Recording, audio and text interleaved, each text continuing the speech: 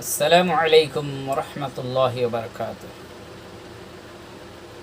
احمدہ و نصلی علی رسولہ الکریم، اما بعد، اعوذ باللہ من الشیطان الرجیم، بسم اللہ الرحمن الرحیم۔ انا انزلناہ فی لیلۃ القدر وما ادراک ما لیلۃ القدر لیلۃ القدر خیر من الف شہر تنزل الملائکۃ والروح فیہا بإذن ربہم من کل امر سلام ہی حتی مطلع الفجر۔ محترم ناظرین کرام، جیسا کہ ہم سبھی جانتے ہیں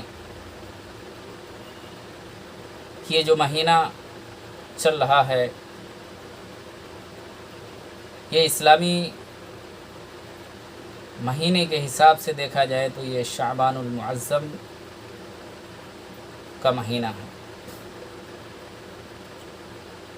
اس شعبان المعظم کی اسلام کے اندر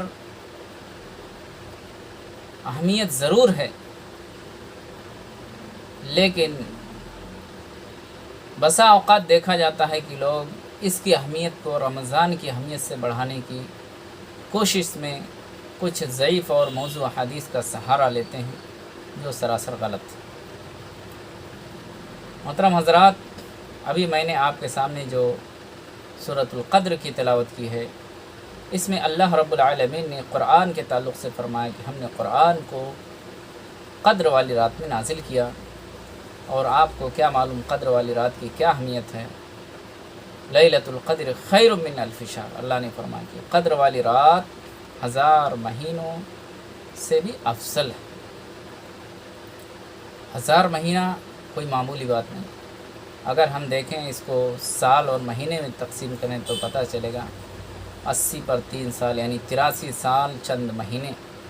ظاہر سی بات ہے 83 سال ملنا کسی کو بہت ہی عظیم نعمت ہے۔ بہت کم ہی لوگ ہوتے ہیں جو 80 سال یا 70 سال جیتے ہیں۔ تو اللہ نے فرمایا کہ قدر والی رات یہ 1000 مہینے سے افضل ہے۔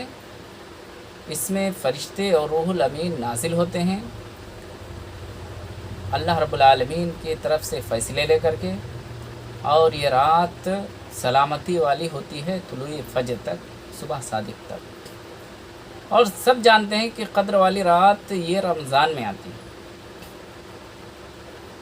ایسا نہیں کہ قدر والی رات جو ہے شعبان میں آتی۔ یہ قدر والی رات، فیصلے والی رات کب آتی ہے؟ رمضان میں آتی ہے، اور رمضان کے آخری عشرے میں آتی ہے، جس کی تفصیل حدیث کے اندر موجود ہے۔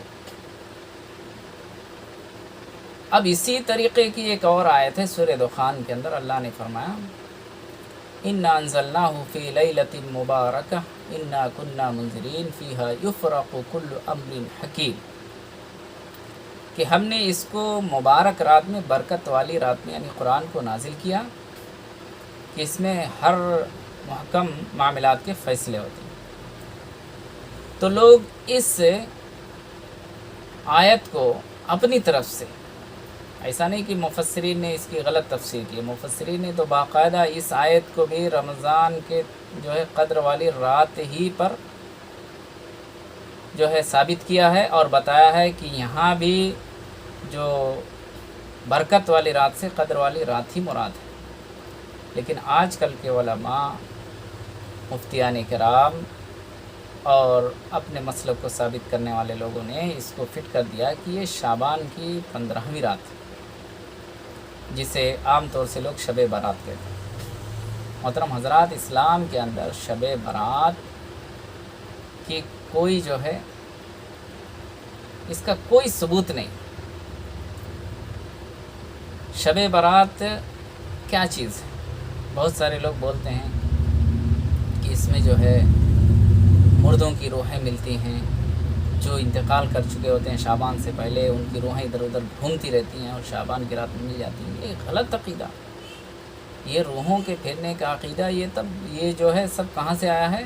کفار و مشرکین سے ہے۔ کفاروں کا عقیدہ، کافروں کا عقیدہ ہے کہ روحیں ادھر ادھر گھومتی بھٹکتی رہتی ہیں۔ لیکن ہمارا عقیدہ، ایک مسلمان کا عقیدہ ہے کہ جب کسی کا انتقال ہو جاتا ہے اس کی روح اللہ کے پاس چلی جاتی ہے، اگر نیک ہے تو علیین میں، اور اگر بد روح ہے، بری ہے، تو اس کی روح سجین میں جمع ہو جاتی ہے۔ یہ ہمارا ایک مسلمان کا عقیدہ ہے جو قرآن حدیث سے ثابت ہے۔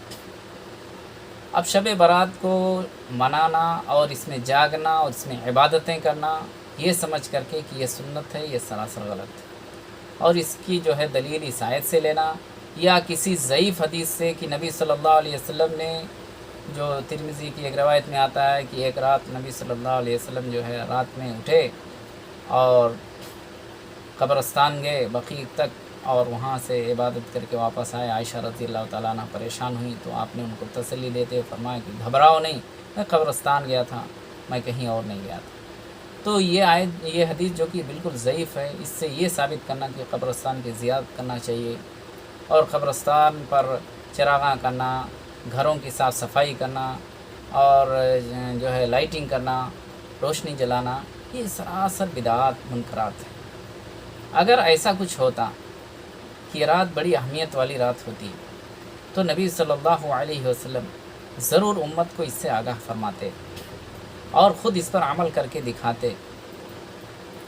اسی طریقے سے ابو بکر صدیق رضی اللہ عنہ، حضرت عمر فاروق رضی اللہ عنہ، حضرت عثمان غنی رضی اللہ عنہ، حضرت علی رضی اللہ عنہ، خلفائے اربعہ اور صحابہ کرام، تابعین، تابعین، یہاں تک کہ ائمہ اربعہ، امام ابو حنیفہ رحمۃ اللہ علیہ، امام مالک رحمۃ اللہ علیہ، امام شافعی رحمۃ اللہ علیہ، امام احمد بن حنبل رحمۃ اللہ علیہ، اور تمام ائمہ کرام ضرور اس تعلق سے ہماری رہنمائی فرماتے ہیں کہ یہ رات بڑی اہمیت والی رات ہے، اس رات میں جاگو، عبادت کرو اور صدقہ خیرات کرو میرے بھائیوں، لیکن کہیں بھی اس کا ثبوت نہیں۔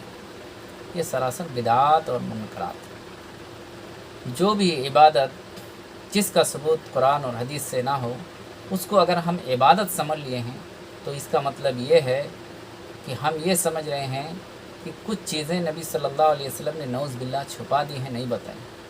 اسی تعلق سے اللہ نے سورہ حجرات میں فرمایا یا ایھا الذین آمنوا لا تقدموا بین یدی اللہ ورسولہ واتقوا اللہ ان اللہ سمیع علیم، کہ ایمان والو تم اللہ اور اس کے رسول سے آگے مت بڑھو، اللہ سے ڈرو، اللہ سننے والا جاننے والا۔ اللہ اور اس کے رسول سے بڑھنا نہیں تو اور کیا ہے کہ جو عبادت ہمارے نبی نے نہیں کیا یا کرنے کے لیے نہیں بتایا یا صحابہ کرام نے نہیں کیا، ہم اس کو آج ہم عبادت سمجھ کے کریں، سنت سمجھ کے کریں، تو اس سے بڑی گمراہی اور کیا سکتی ہے۔ آپ جانتے ہیں عبادت ہی کے تعلق سے چند صحابہ آ کر کے قسم کھا کے گئے تھے کہ میں زندگی بھر شادی نہیں کروں گا، کسی نے کہا کہ میں رات بھر جاگوں گا، عبادت کروں گا اور سوؤں گا ہی نہیں، کسی نے کہا کہ میں زندگی میں نکاح ہی نہیں کروں گا۔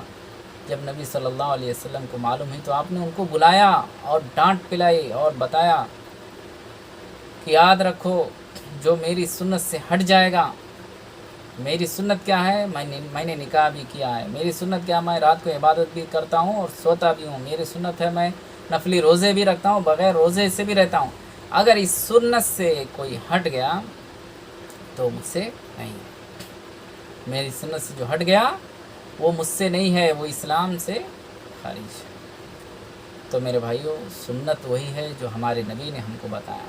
اللہ رب العالمین نے ہر معاملے میں، چاہے وہ معاملات ہوں، عبادات ہوں، شادی بیاہ کا مسئلہ ہو، لین دین کا مسئلہ ہو، دعاؤں کا مسئلہ ہو، نماز روزے کا مسئلہ ہو، حج کا مسئلہ ہو، ہر معاملے میں اللہ رب العالمین نے نبی صلی اللہ علیہ وسلم کو ماڈل، اسوہ، نمونہ بنانے کا حکم دیا۔ لقد کان لکم فی رسول اللہ اسوۃ حسنہ، تمہارے لیے رسول اللہ صلی اللہ علیہ وسلم کی زندگی اسوہ اور نمونہ۔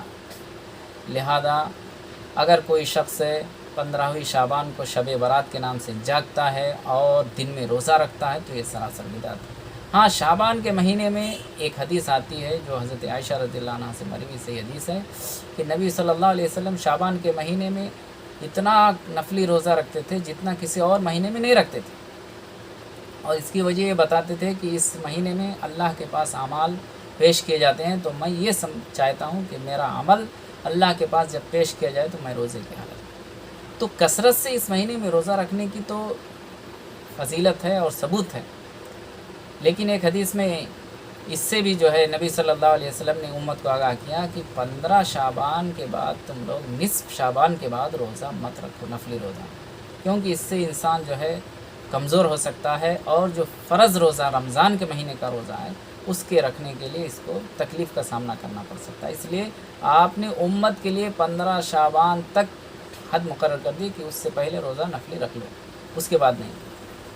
ہاں، آپ تو چونکہ اللہ رب العالمین نے آپ کو طاقت دے رکھی تھی، آپ کے لیے الگ سے کچھ جو ہے نفلی روزہ رکھنے کی اجازت تھی، اس لیے آپ اکثر نفلی روزہ رکھ لیتے تھے۔